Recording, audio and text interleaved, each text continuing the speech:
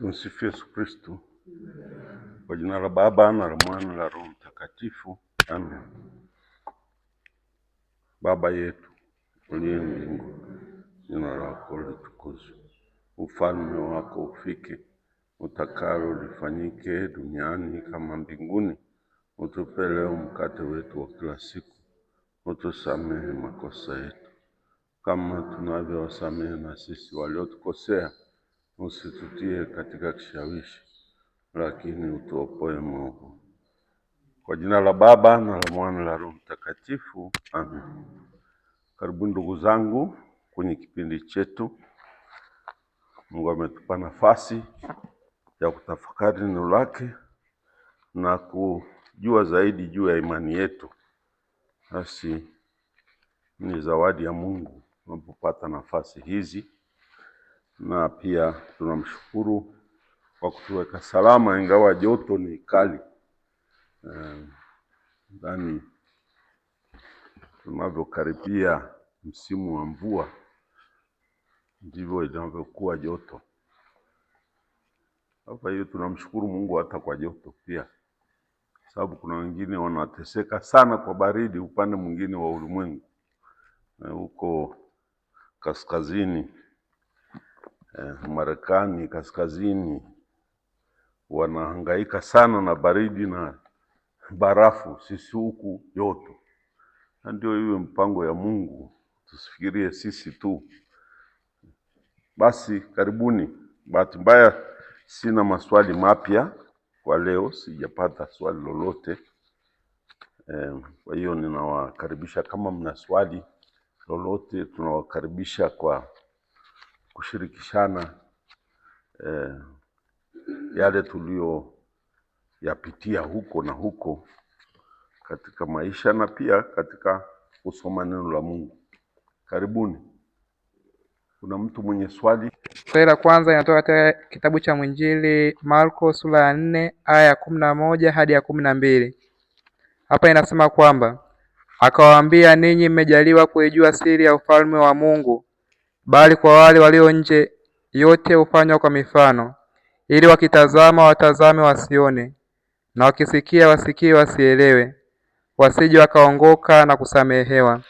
Sasa swali langu hapa, kama Bwana wetu Yesu Kristo alikuwa amekuja kwa ajili ya kuwakomboa watu wote, kwa nini anasema maneno watu wengine watakuwa wanasikia lakini wasielewe, watatazama lakini wasione, wasije wao wakasamehewa na kuongoka? Nataka nijue maana ya hayo maneno.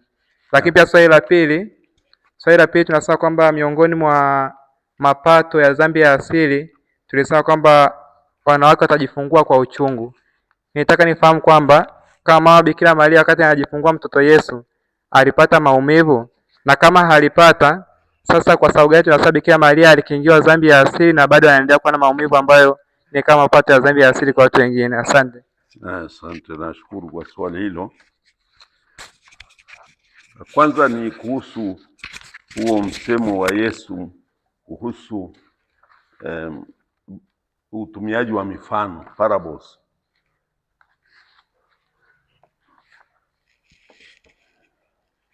Unapokwenda, Yesu alijua kuna watu walikuwa wanamfuata kwa sababu ya malengo mbalimbali, malengo tofauti. Hata wanaokuja hapa wengine ni kwa ajili ya kutafuta ukweli wa maisha, ukweli juu yao wenyewe na mwongozo wa maisha, ili waweze kupata ukombozi, wokovu.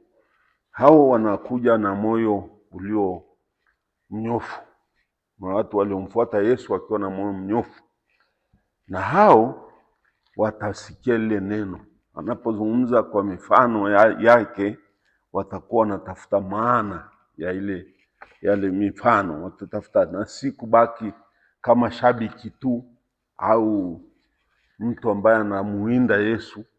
Walikuwa wengi waliokuja si kwa ajili ya kumsikiliza au kujua ujumbe wake, isipokuwa walitaka kumkamata.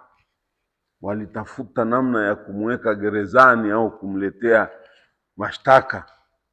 Hao hawataelewa ule ujumbe, kwa sababu nia yao sio kutafuta ukweli wa maisha, au ukweli wa Mungu mwenyewe, au wanatafuta kwa ajili ya wokovu wa roho zao, hao hawatamwelewa. Watachukulia on the surface, yani juu tu, hawataelewa kina cha maneno yake.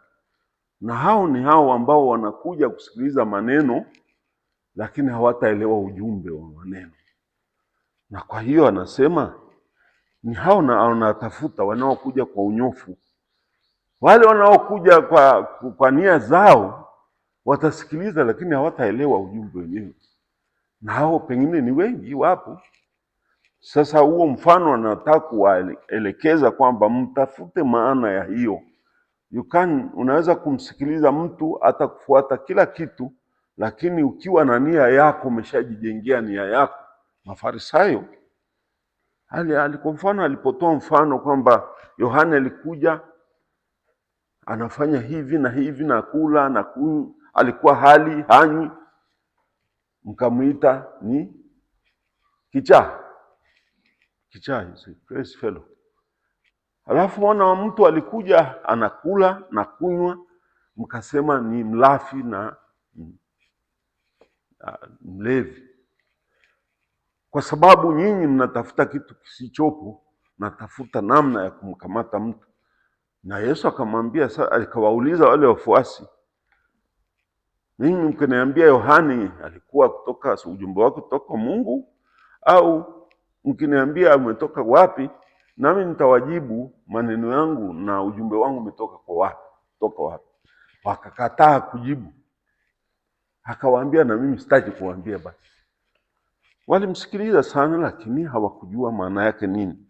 Na hiyo ndio mfano kwamba mkija kwa Yesu, mje na moyo ulio mnyofu, moyo unaotafuta wokovu, moyo yeye hakuja kwa ajili ya show au kwa ajili ya kueleza tu habari tu, kuna malengo. Basi wale wanaokwenda kwake wakitafuta kwa unyofu ujumbe wa Mungu, maneno la Mungu kwa ajili yao, hao wataelewa.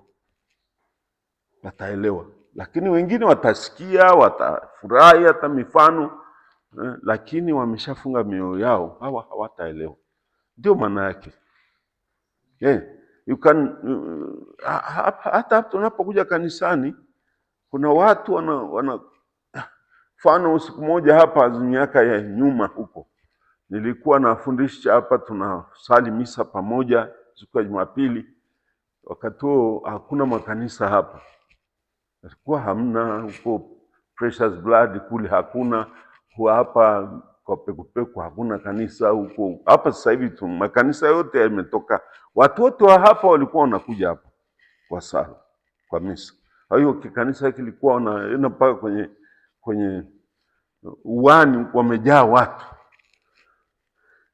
Na wengi walikuwa wanaweka baiskeli zao kule mbele, kule mbele kabisa. Hasa ghafla tukasikia he baada ya misa. Nini? Baiskeli yangu imeibiwa. Hamna baiskeli. Sasa baiskeli 2 zilichukuliwa hapa. Sasa mtu huyo alikuja kwa ajili gani? Unamwona mtu yuko kanisani hapa, alikuwa na lengo lingine, kumbe amekuja kutafuta baiskeli.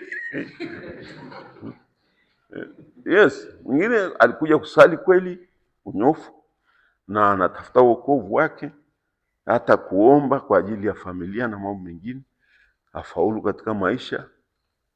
Lakini mwingine alikuja kwa ajili ya kuiba. Lakini wote tunasikiliza, na alikuwa hapa anajifanya kweli very attentive, na kwambia sikiliza padri, anamwambia mwenzake sikiliza huko, lakini kumbe ana malengo mengine. Huyo hakuelewa ujumbe ule, haukufanya kazi na hata kuuelewa. Ni Yesu aliwaambia mfano huu. Wayahudi walikuwa na moyo mgumu sana, wale sio wote, nasema Mafarisayo, Masadukayo, wale waandishi na wale wa Herode walikuwa pale na walifuata wengi, but they did not come. Hawakuja kwa ajili ya ujumbe wa Mungu, walikuja kwa nia zao. Hata hapa wengine wanakuja kanisani kwa ajili ya show, kuonyesha suti yake mpya. Huyu hakuja kusali. Yanua kiatu chake anataanza kutandika, kunasikia kule padri mmoja alisema, kama mna vitabu, mna viatu vile vinavyogonga vile stilito na hivi vya aina hii, Vua ukiingia hapa kanisani, vua halafu uje kwa umevishika, kwa sababu vinapiga kelele kwa na ndio anazidi watu wote wanageuka. Hiyo ni yeye amekuja kanisani si kwa ajili ya kusali, anakuja kushow. Siku ya Christmas tuwe macho sana. Na sisi tulikuwa pia tumeshonewa shati jipya na kaptula mpya na au suruali. Unatembea kwanza, alafu unatembea polepole isije safari ikaisha haraka. Na mkanisa yetu yalikuwa makubwa yale, mita 100, mengine makubwa kama la nyumbani kwangu, kubwa sana pole. Kwa hiyo nasikia mtu anatembea polepole, na siku ambapo nimeshonewa nguo mpya naenda polepole ili hata wenzangu wanione. Kwa hiyo sikuja actually kusali pale, ni kushow off, kuonyesha. Sasa Yesu alitoa mfano huo kuambia wawe attentive na nia yao na maneno yake wayachimbe, wayatafakari, sio kusikiliza tule mfano, then it won't make sense. Hapa alikuwa anazungumzia huu mfano wa mbegu, mfano huu, na aliutoa mfano huo akasema, mimi nitaongea kwa sio kulazimisha mtu, uje na moyo ulio safi, sio moyo uliojaa na matakataka yako. Unakuja hapo umeshajaa, unatafuta nini? Kwa hiyo ndio maana yake tukienda kwa Mungu tuende na moyo ulio empty ili aujaze yeye, ndio lengo lake. Swali la pili unasema ni kuhusu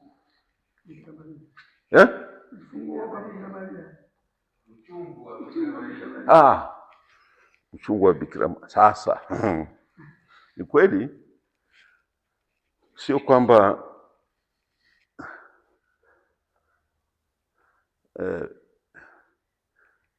uchungu ni nini? Uchungu unaweza kuwa physical, kuna uchungu wa kimwili, maumivu, na pia kuna uchungu wa kiroho. Manake hasa uchungu unazidi kama una hofu, una wasiwasi, uchungu unazidi, na hasa kama una vitu ambavyo viko ndani vinasababisha uchungu ule unakuwa more intense, unakuwa mbaya zaidi. Hasa kwa mfano unaogopa kifo, hofu ya kifo inazidisha ule uchungu. Mtu ambaye ni tajiri, ambaye amefikia, mimi kuna mmoja alikuwa anakufa na alikuwa ni bilionea, mimi nakwambia kelele hiyo, alikuwa nakufa. Si wengine kazi zetu kama watu wa kanisa, sisi huku unaenda kuattend watu, unamuona uchungu, maumivu makubwa sana, analia, hakuna msaada. Sasa huyo mtu uchungu wake ni uchungu kweli kweli, na anaona anaacha kila kitu, anaangalia mke wake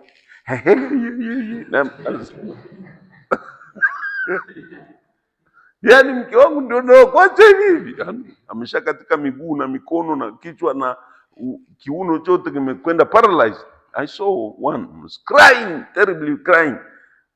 Ask him, umuulize kwa nini.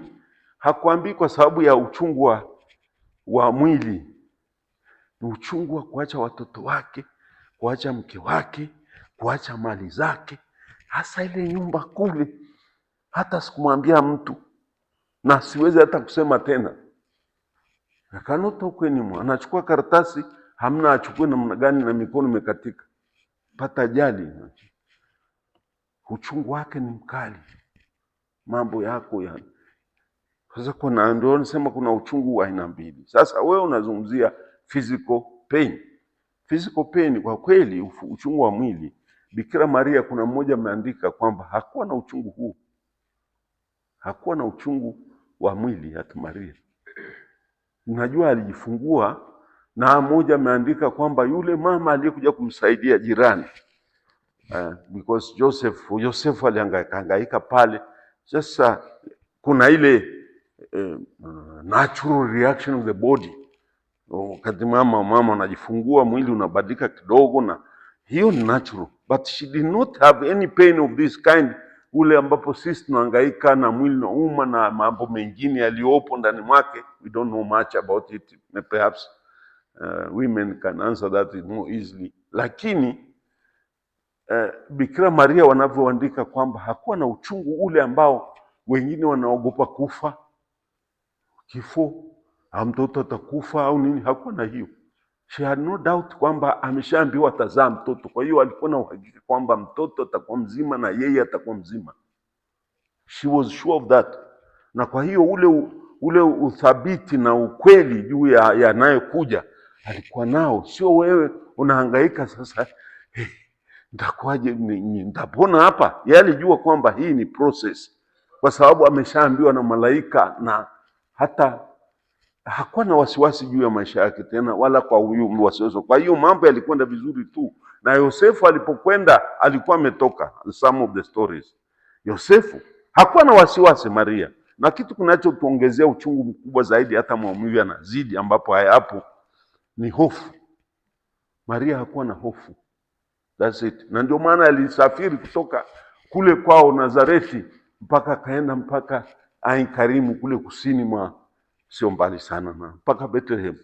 Ilikuwa safari ndefu na alijua siku zake. She was not ignorant of her days coming.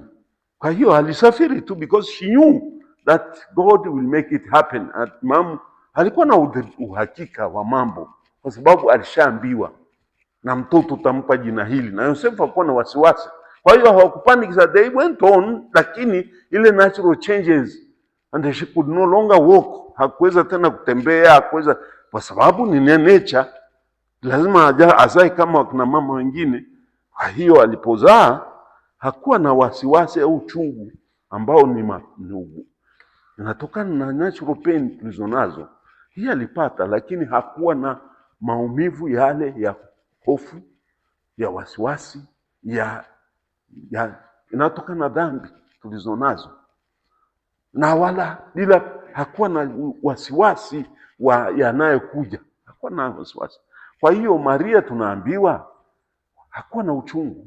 Neno hilo wanasema hakuwa na uchungu wa kuzaa. Alizaa kama wengine, na mwili ubadilika na kila kitu, mpaka akatoa maziwa kama wakina mama wengine, lakini hakupata uchungu ule wa kuogopa kifo, uchungu ule wa kufa. She knew she will not die. Kwa hiyo ile uchungu ulipungua. Najua uchungu wetu unazidishwa kwa mazingira tulionayo. Yes, hiyo ni sababu. Kwa hiyo Maria tunaambiwa kwamba Yosefu alipoenda kutafuta msaada, alikuta mama ameshajifungua, na tena anamuona na mtoto tu. Sasa wengine wanasema ni muujiza nao tena. Muujiza uliotokea, alikuta mama ameshashika mtoto. Yule mama aliyekuja pale akamsaidia kutafuta maji ya uvuguvugu yanayofaa wanavyojua. Alipata mama mmoja jirani, katika simulizi hizi alipata mama mmoja jirani ambaye alimsaidia, akaweka mtoto vizuri na kumsafisha, na mama akamhakikisha kwamba amepumzika kama natural, lakini she had no pain. Ndio hivyo tunavyoambiwa. Hakupata cesarean kama wengine wangaika siku hizi kwenda kutafuta mistari kuzaa na hata kwenda kupata operation siku hizi. Na hiyo ameshaambiwa hiyo ni hatari, lakini hafuati modern. Nitaharibika, ninasijua. Sasa kwa hiyo Bikira Maria kwa kweli wanasema hakupata uchungu kama wanawake wengine, kwa sababu hakuwa na wasiwasi wa maisha yake. Hakuwa na wasiwasi wa mtoto. Kila kitu alikuwa anajua kitakwenda sawa sawa kadri Mungu alivyopanga. Na kwa hiyo uchungu unazidishwa na hali ya mazingira tunayokuwa nayo. Kutokuwa na unazidishwa na unazidi kuwa mkali, lakini Bikira Maria hakuwa na uchungu wa aina hiyo. Ule wa kiroho hakuwa nao, ule wa kisaikolojia hakuwa nao, lakini yeye alikuwa na ile natural transformation ambayo inatokea kwenye mwili. Na hiyo haikumletea uchungu mkubwa tofauti. Yes, karibu.